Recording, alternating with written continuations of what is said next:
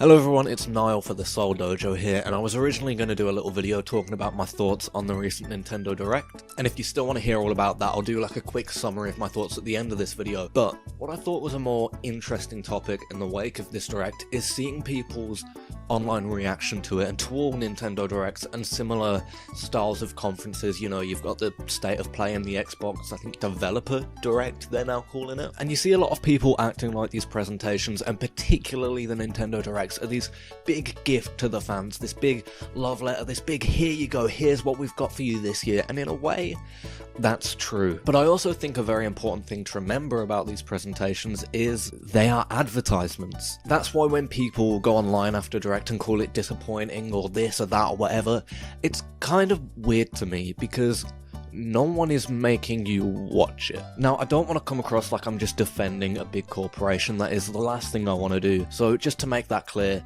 I'm going to say Nintendo sucks. I hate Nintendo. Everything they've ever done sucks. Breath of the Wild is an awful, awful game. It's just a clone of Skyrim. Mario's dog shit. Donkey Kong Country has a bad soundtrack.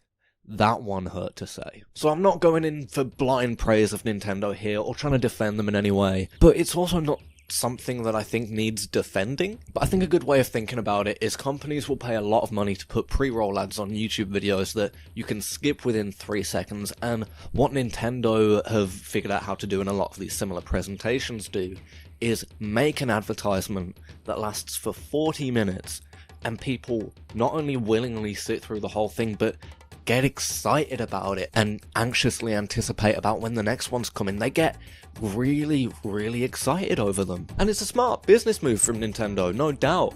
But I think it's also important to remember that with these directs and with these presentations, they're not trying to please you because they like to see the smile on your face. They're trying to please you because they like to see the money go up in their bank account. They're a business. That's how businesses work. So because of that, it also really confuses me when one of the big criticisms you see of Nintendo Directs is that kind of chunk in the middle that's dedicated to small third-party or indie games. And it's like, yeah, that can be kind of boring, but it's an advert, and Nintendo ain't doing this for free. Now here's 3 important things to remember real quick. There is no proof of this, I have no inside source, and I am an idiot. But there is no chance, no way in hell that all these third-party things are in here because Nintendo are doing it from the good of their heart, or even because they can sell more stuff on the eShop. Of course they're being paid to put this stuff in. It's an advert. That's how adverts work. Yeah, it probably would make business sense if they could just put them in for free. It gets more buys on the eShop. That makes sense. But they also probably know that they can charge companies to put stuff in these huge, huge adverts that millions of people are going to watch. If they can make money from doing that, which they can, why wouldn't they? It's not like this is what Nintendo thinks is interesting. It's not what they think you care about. Maybe it is to an extent, but it's also because they can make money from it, and again, they're a business. So I think I just wanted to talk about why Nintendo Direct discourse can kind of irritate me, because people act like it is this big kind of event, this big thing for the fans, it's for us, and it's not. It's for them to make money. And it's super interesting, they're fun to watch, and you get cool announcements from it, but I think judging them almost as like an artistic product is weird and kind of scary to the way we view advertisements and media as a culture. I think those things should be separate. I think art and advertising should be separate from each other, and distinctly separate from each other. Otherwise you get things like propaganda. And I'm not saying that Nintendo Directs are propaganda, by no means, but I think that line is blurred. And that is worrying, because there's an ever-increasing amount of people who aren't media literate, who can't dissect these things.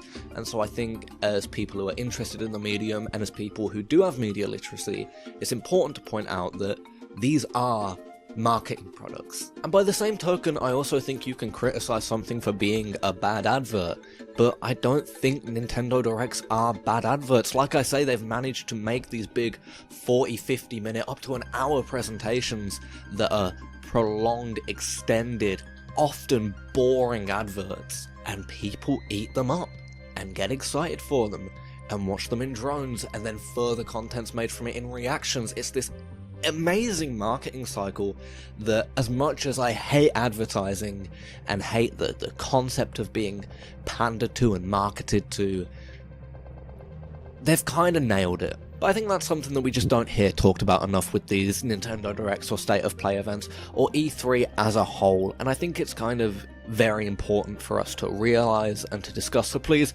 leave your thoughts about this in the comments below, or on our new Discord server, which you can join right now. As for my thoughts on the Nintendo Direct itself, I think Tears of the Kingdom looks really interesting, but I'm still worried about its performance issue and its moment-to-moment gameplay, given it will probably have a lack of exploration that made Breath of the Wild so good. Metroid Prime Remastered being shadow dropped like that was amazing. I've been playing it all day today. I've never properly sat down and played a Metroid game before, especially any of the Prime series, so it's been really fun to sit down and enjoy that. I do wish the second and third one were in there, but it kinda, I guess, makes sense that they're not. Who knows what is happening with Prime 4, but it's been delisted from pre-orders now, so maybe it's not coming. I think it's more likely that it comes to the next system rather than being on the Switch. I think they've just pushed Prime Remastered out because they have it ready for the Switch. Pikmin 4 looks cool, but I've never played a Pikmin game before, and so this doesn't really look different to what I would expect. Does make me want to go in though, and I'll probably pick this up when it comes out. Cool that it got a release date, and cool that it is actually not within the first half of this year, but pretty close to that halfway point. Splatoon 3 DLC looks cool. I'm up for more Splatoon. I really enjoy all of the Splatoon games. Weird that the first wave of it is just the hub from the first game, but now on the Switch. But Nintendo often do this with DLC. The first wave will be something purely cosmetic, and then the second and third waves will be like bigger, more potentially story focused or game changing things. Professor Layton's back. Cool. I'm not a huge Professor Layton fan, but it's a series people love. It's cool that you're getting a new one. People didn't think it had come. It's here, baby. And of course, Game Boy and Game Boy Advance games on the Switch. Super Mario Land, the original, the first one, isn't on there, which is weird, but you've got 6 gold coins, you've got WarioWare on the GBA, you've got a bunch of cool stuff on there. Really cool that it, again, just got shadow dropped like that. A lot of stuff in this Direct that's just like, yeah, it'll be up after. So yeah, as far as the Nintendo Direct goes, I thought it was a good one, I enjoyed it, but always remember, you're being marketed to. You're always being marketed to. Speaking of marketing, please drop a like on this video if you enjoyed it and subscribe to the channel. We are on the road to 1,000 subscribers. I've been Niall for the Seoul Dojo. It's very good to be back on the channel, and I'll see you all later. Peace. I don't know if I'm allowed to steal Curtis's piece he does at the end of videos like that.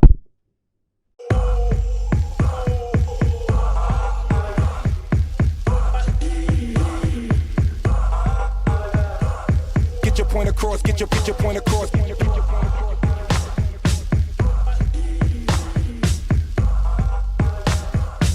your point across, get your point across.